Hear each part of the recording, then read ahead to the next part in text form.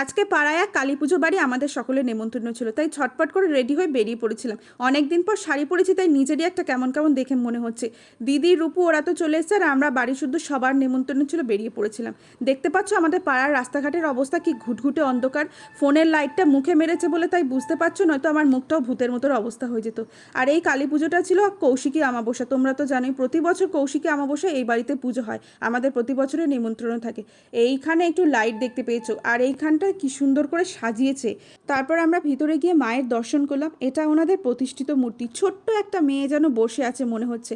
সকালবেলা ওনাদের বাড়ি হয়েছিল আজকে মনসা পুজো, আর এখানে রাত্রে মায়ের ভোগ করছে। এখানে দাঁড়িয়ে দাঁড়িয়ে তো আমরা প্রসাদ খেয়ে নিলাম। রূপু তো এখানে নাম কীর্তন শুনে কি খুশি, কি নাচ করছে। তারপর আমরা ওখানে থেকে ভোগ খেতে গেলাম। একটা কথা কি জানো, মনে হয় ভগবানের দৃষ্টি হলেই তবে ভোগগুলো এত অমৃত হয়। সত্যি এত অসাধারণ খেতে ছিল না। তারপর একটু দাঁড়িয়ে সবার সাথে গল্প করে বাড়ি চলে আসলাম। আজকের মতো ভিডিওটাই পর্যন্ত। টাটা।